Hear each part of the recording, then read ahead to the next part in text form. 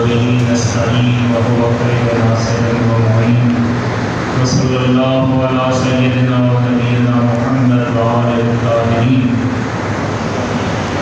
قال الله تبارك وتعالى: يا أيها الذين آمنوا لا يسخر قوم من قوم عسى أن يكونوا خيرا منهم ولا نساء من نساء عسى أن يكن خيرا منهن ولا تلمزوا أنفسكم ولا تنابزوا بالألقاب بئس الاسم الفسوق بعد الإيمان ومن لم يتب فأولئك هم الظالمون.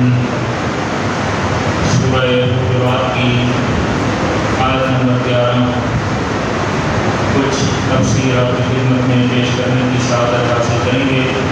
ترجمہ شیخ محسن علی نجوی صاحب دامن ذلہ پر قرآن سے آپ کی خدمت میں پیش ہے. اے ایمان والو، کوئی قوم کسی قوم سے تمسخر نہ کرے. ہو سکتا ہے وہ لوگ ان سے بہتر ہوں، اور نہ ہی عورتیں عورتوں کا مذاق اڑائیں. ممکن ہے کہ یہ ان سے بہتر ہوں. اور آپس میں ایک دوسرے پر عیب نہ لگایا کرو، اور ایک دوسرے کو برے القاب سے یاد نہ کیا کرو. ایمان لانے کے بعد برا نام لینا نامناسب ہے، اور جو لوگ باز نہیں آتے بس وہی لوگ ظالم ہیں. صدق اللہ العظیم. اس آیت شریفہ کے سب سے پہلے شان نزول مختلف بیان ہوئے ہیں جو آپ کی خدمت میں پیش کرنے کی سعادت حاصل کرتا ہوں. پہلا جو شان نزول بیان ہوا ہے، اسی سورہ مبارکہ کے ابتدا میں ایک شخص کا نام ہم نے ذکر کیا تھا، ثابت ابن قیس، جس کو پیغمبر اکرم صلی اللہ علیہ وآلہ وسلم کا حبیب ہونے کی سعادت بھی حاصل ہوئی. یہ آیت مبارکہ اسی کے بارے میں نازل ہوئی ہے. لہذا لازمی نہیں کہ کوئی شخص اگر کسی عنوان سے کوئی امتیاز رکھتا ہے تو وہ عصمت کے درجے پر فائز ہو جائے، یا کوئی اس کو اتنا بڑا رتبہ مل جائے. تو بعض شخصیات ایسی ہیں کہ بعض عنوان سے ان کی خوبی بیان ہوئی ہے. کلی طور پر یہ نہیں ہے کہ ان کی ساری زندگی ہی جو ہے وہ عصمت کے اوپر فائز ہو.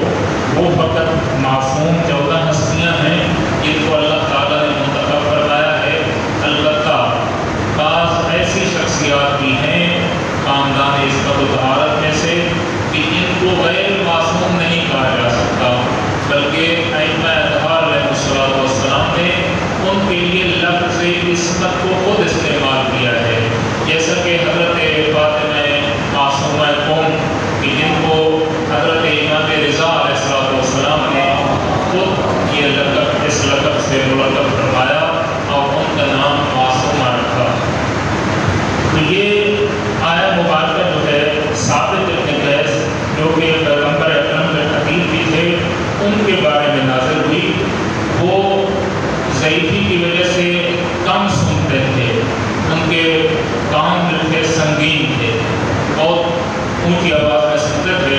تو ان کے لیے پیغمبر اکرم صلی اللہ علیہ وسلم کے قریب جگہ بتائی جاتی تھی تاکہ حضرت کے ارشادات کو وہ سن سکیں. ایک دن وہ لیٹ ہو گئے، اور لیٹ جو ہوئے تو پیچھے سے مجمع کو گرتے ہوئے لوگوں سے کہتے آئے کہ میرے لیے جگہ بناؤ جگہ بناؤ. اور دوسروں کی وہ سنتے نہیں تھے، اپنی ہی بات کر رہے تھے. بلا کر کچھ قریب آ کر بیٹھے تو ایک صحابی نے کہا کہ آپ یہیں پر بیٹھ جائیں. جب وہ بیٹھ گئے وہاں پر صبح کا ٹائم تھا، تھوڑا سا تاریکی تھی. جب روشنی ہونے لگی اور روشنی پھیلنے لگی اور پیغمبر اکرم کی فرمودات سے لوگ استفادہ کر چکے، تو اس شخص نے اس سے پوچھا ثابت ابن قیس سے کہ آپ کون ہیں جس کی پشت کے پیچھے یہ بیٹھے تھے؟ تو اس نے اپنا نام بتایا کہ میں فلاں ہوں. تو ثابت ابن قیس نے زمانہ جاہلیت میں جو اس کی ماں کا ایک برا نام تھا، لوگ پکارتے تھے اس علاقے میں، اس نام سے اس نے کہا اچھا فلاں عورت کے بیٹے ہو. تو اس کے متعلق آیت نازل ہوئی کہ پورے الفاظ سے کسی کو یاد نہیں کرنا چاہیے. لا تنابزوا بالالقاب بئس الاسم الفسوق بعد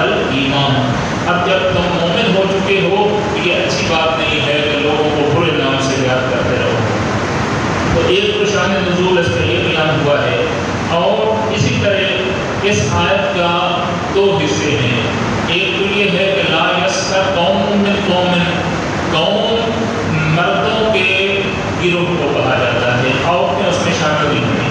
لہذا تاکیداً قرآن کیا کہتا ہے، ولا نساء من نساء، نہ مرد کسی کی غیبت کریں اور نہ ہی عورتیں کسی کی غیبت کریں. اور اس کا شان نزول بیان ہوا ہے، یہ حضرت ام سلمہ سلام اللہ علیہا کا متعلق ہے کہ حضرت ام سلمہ جو ہے پیغمبر اکرم کی باصفا اور باوفا بیوی ہیں، اور ام المومنین میں سے وہ ہیں کہ جن کو خود پیغمبر اکرم صلی اللہ علیہ وسلم نے فرمایا کہ انت علی الخیر، یعنی بشارت دے دی کہ آپ نیک ہیں، آپ اچھی بیویوں میں سے ایک ہیں. ان کے متعلق وہ ان کا قد چھوٹا تھا، اور قد چھوٹا ہونے کے ساتھ ساتھ وہ لباس بھی اس قسم کا پہنتی تھی کہ ایک کمر بند باندھتی تھی کہ جو زمین کے اوپر لٹکتا تھا پیچھے سے. تو پیغمبر اکرم کی بعض بیویاں، البتہ بعض میں تصریح بھی موجود ہے کہ ام المومنین عائشہ اور ام المومنین حفصہ نے یہ کہا کہ دیکھیں اس کا یہ کپڑا اس طرح سے ہے جیسے کتے کی زبان ہوتی ہے، یعنی حضرت کے اوپر اس قسم کا ایک تمسخر کیا، مذاق اڑایا کہ یہ جو کپڑا پیچھے سے لٹک رہا ہے کمر بند کا، یہ ایسے ہے جیسے کتے کی زبان لٹک رہی ہوتی ہے. تو آیت شریفہ نازل ہوئی کہ ولا نساء من نساء، نہ ہی عورتیں کسی عورت کا مذاق اڑائیں، یہ اچھی بات نہیں ہے. اور اسی طرح سے آگے جو آیت شریفہ ہے اس کا حصہ ہے ولا یغتب بعضکم بعضا، ایک دوسرے کی غیبت بھی نہ کیا کرو. غیبت ایک بہت بڑا گناہ ہے جس کے متعلق میں چند احادیث آپ کی خدمت میں پیش کرنے کی سعادت حاصل کروں گا. پیغمبر اکرم کے دو اصحاب ہیں جنہوں نے حضرت سلمان فارسی کی غیبت کی تھی. حضرت سلمان فارسی اور اسامہ ابن زید جو کہ پیغمبر اکرم کے بیت المال کے خزانچی تھے اور اس کے سربراہ تھے اور مسئول تھے، اس کو ان دو افراد کی انہوں نے غیبت کی. حضرت سلمان کو پیغمبر اکرم کے پاس بھیجا کہ جاؤ ہمارے لیے کھانے کا مطالبہ کرو حضرت سے.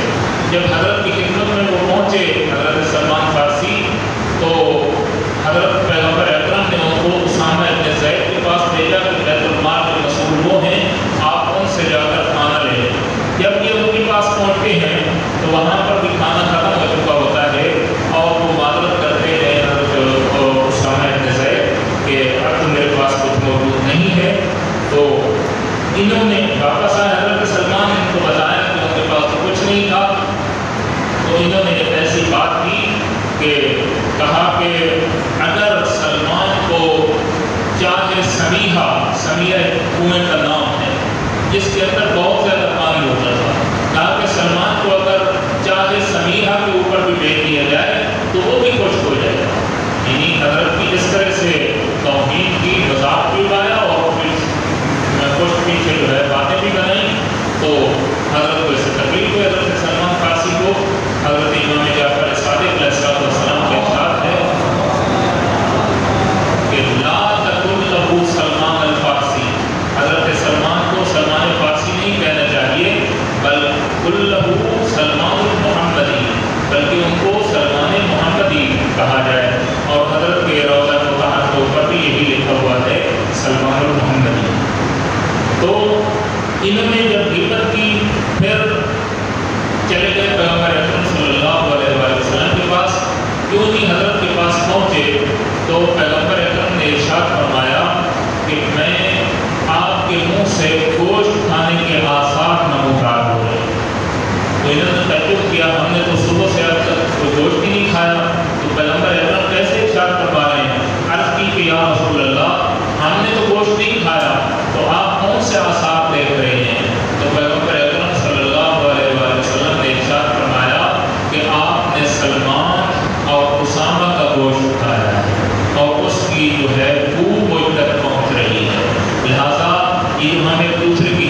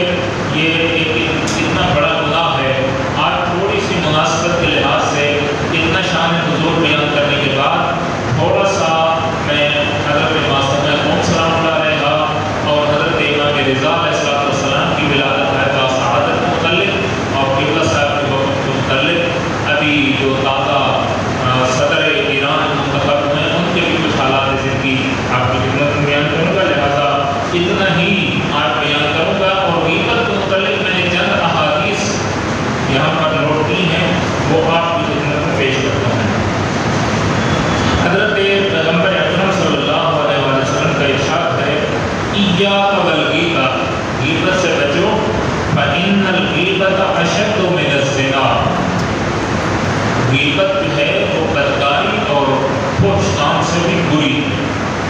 दूसरे मकाम पर हज़रत अमीरुल मोमिनीन अलैहिस्सलाम का इरशाद है, अल-गीबतु आयतुल मुनाफ़िक़, कहीं पर आपको मुनाफ़िक़ तलाश करना हो तो जो शख्स गीबत कर रहा है वही शख्स मुनाफ़िक़ है।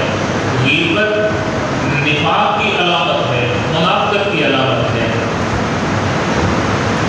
तीसरे मकाम पर हज़रत इमाम सादिक़ अलैहिस्सलाम का इरशाद है, अल-अमलुस्सालिह जौहरुन, नेक अमल एक कीमती मोती है, युज़ीलुहुल गीबा, और इस कीमती मोती को गीबत ज़ायल कर देती है, ज़ायल कर देती है।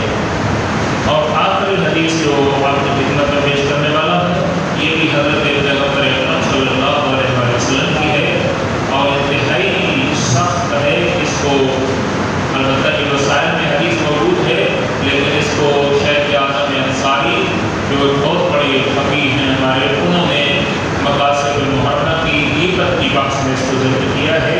फरमाते हैं, कज़ब मन ज़अम अन्नहु वलदु हलालिन व हुवा याकुलु लुहूमन नास बिल-गीबा, झूठ बोलता है वो शख्स जो कहता है कि मैं हलाल ज़ादा हूँ और वो लोगों का गोश्त खाता है गीबत के ज़रिए से। लिहाजा इंतहाई शिद्दत के साथ गीबत से मना किया गया है। दुआ है कि खुदा मुताल हमें इस दकीक खेल और इतने गुनाह कबीरा से इज्तिनाब की तौफीक अता फरमाए और अइम्मा अलैहिस्सलाम के फरामीन पर अमल करने की तौफीक अता फरमाए। यकम ज़िकादा